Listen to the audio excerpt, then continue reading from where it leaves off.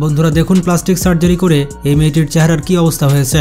আগে সে দেখতে এরকম ছিল, বর্তমানে সে এরকম দেখতে। কিছু সেলিব্রিটি রয়েছে যারা প্লাস্টিক সার্জারি করিয়ে নিজের বরবাদ নিজে ডেকে এনেছে। তারা সবসময় নিজের ফেস ইয়াং এবং অ্যাট্রাকটিভ করতে চেয়েছে, কিন্তু প্লাস্টিক সার্জারির ওভারডোজের কারণে তাদের চেহারার এই অবস্থা হয়েছে। তো চলুন এইরকম কিছু মানুষকে দেখে আসি। Number 1, ডোনাডেলা Versace. 1990 সালে তার ভাই যখন হার্ট অ্যাটাকে মারা গিয়েছিল তখন সে তার ফ্যামিলি বিজনেস সামলায়। 2000 সালে সে তার ক্লথিং ব্র্যান্ড লঞ্চ করে। তখন পর্যন্ত তার ফেস নর্মাল ছিল। আস্তে আস্তে যখন তার বিজনেস বড় হয় তখন সে তার চেহারায় প্লাস্টিক সার্জারি করায়, কারণ সে তার পোশাকের মডেল হতে চেয়েছিল। এই কারণে সে তার ফেস চেঞ্জ করার জন্য বিভিন্ন সার্জারি করায়। সে নাকের সার্জারি থেকে শুরু করে ঠোঁটের সার্জারি, সব ধরনের সার্জারি করায়। এখন বর্তমানে তার চেহারার এই অবস্থা। এখন সে তার ব্যবসার ব্র্যান্ড অ্যাম্বাসেডর। নাম্বার 2, রাজি নারেন সিং। তিনি হচ্ছেন একজন ট্রান্সজেন্ডার মহিলা। সে তার চেহারা সুন্দর করার জন্য প্লাস্টিক সার্জারির সহায়তা নিয়েছিল। সে সস্তাতে ব্ল্যাক মার্কেট থেকে বিভিন্ন এলিমেন্ট ক্রয় করে এবং নিজের মুখে লাগায়। অল্প সময়ের জন্য তার চেহারা সুন্দর হলেও কিছু সময় পর এর সাইড ইফেক্ট দেখা দেয়।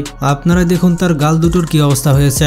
আসলে তার গালের মধ্যে যেগুলো ইনজেক্ট করা হয়েছে সেগুলো হচ্ছে সিমেন্ট। ভেতরে যাওয়ার পর এগুলো শক্ত হয়ে গিয়েছে। পরবর্তীতে তার গাল দুটো পুরো ঝুলে যায়। এরপর সে বিষয়টি প্রফেশনাল ডাক্তারকে দেখায় এবং সেই ডাক্তার ভালো চিকিৎসা করার কারণে তার ফেস ভালো হয়ে যায়। Number 3, Jacqueline Wildenstein. বন্ধুরা জ্যাকুলিনকে ক্যাট উইম্যান বলে ডাকা হয়। 1990 সালে সে একজন কোটিপতি অ্যালিস উইলডেস্টিনকে বিয়ে করে। ততক্ষণ পর্যন্ত তার চেহারা ঠিকই ছিল, কিন্তু বিয়ের 4 থেকে 5 বছর পর তার চেহারায় পরিবর্তন আসতে থাকে, কারণ সে তার চেহারায় অনেক প্লাস্টিক সার্জারি করায়। জ্যাকুলিনের হাজব্যান্ড ক্যাট অনেক পছন্দ করত, যার কারণে সে প্লাস্টিক সার্জারির সহায়তা নিয়ে নিজের চেহারা ক্যাটের মতো করে নেয়। বর্তমানে তার চেহারার কি অবস্থা হয়েছে দেখুন। পরবর্তীতে 2006 সালে তার হাজব্যান্ডের সাথে তার ডিভোর্স হয়ে যায়। এরপর যখন সে মিডিয়ার সামনে আসে তখন তাকে চেনাই যায় না। তার চেহারা কেমন লাগছে সেটি কমেন্ট করে জানান।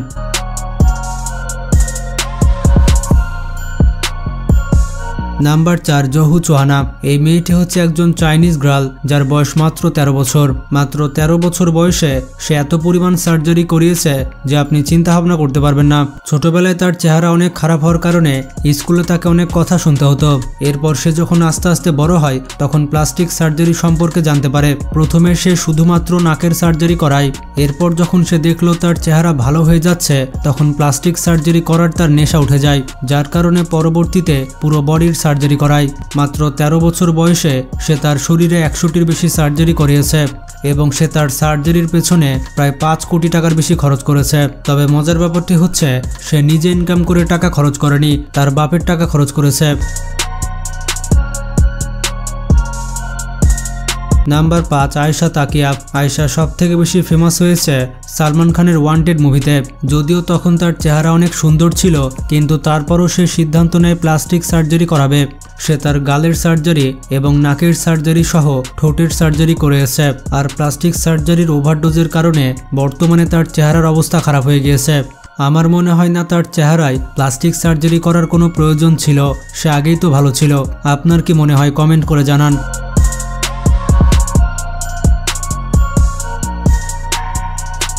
নাম্বার 6, ইগোর অ্যান্ড গ্রিকা বঙ্গানভ। এই দুই যমজ ভাই ফ্রান্সের বাসিন্দা, যারা 1970-এর দশকে টিভিতে অনেক জনপ্রিয় মুখ ছিল। তারা ফেমাস হওয়ার সাথে সাথে তাদের চেহারায় প্লাস্টিক সার্জারি করায়। বর্তমানে তাদের চেহারার অবস্থা খারাপ হয়ে গিয়েছে। 2000 সাল পর্যন্ত তারা ঠিকই ছিল এবং 2000 সাল আসতে আসতে তারা অনেক ফেমাস হয়ে যায় এবং তাদের টাকা পয়সার অভাব থাকে না, কিন্তু তারপরও তারা সিদ্ধান্ত নেয় যে প্লাস্টিক সার্জারি করাবে। তারা তাদের ঠোঁটের সার্জারি করিয়েছে এবং গাল দুটো অপারেশন করে উপরে তুলে নিয়েছে।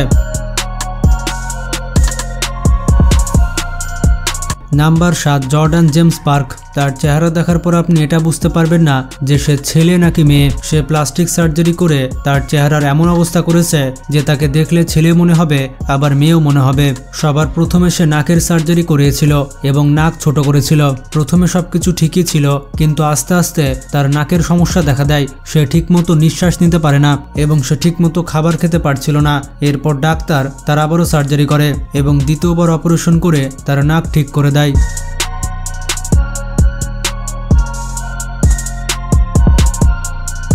Number 8, Priscilla Priestley.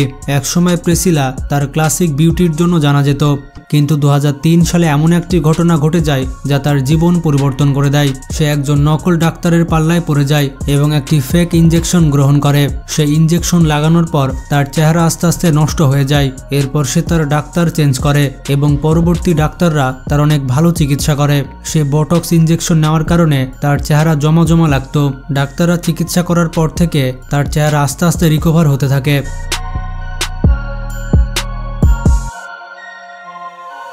Number 9, Simon Cowell. সে হচ্ছে আমেরিকার টিভি পার্সোনালিস্ট। তাকে আপনারা একবার না একবার দেখেছেন। সে বেশিরভাগ শোয়ের জাজ হয়ে থাকে। তার চেহারা দেখলে মনে হয় না যে সে প্লাস্টিক সার্জারি করিয়েছে, কিন্তু সে নিজেকে ইয়াং দেখানোর জন্য প্লাস্টিক সার্জারি সহায়তা নিয়েছে।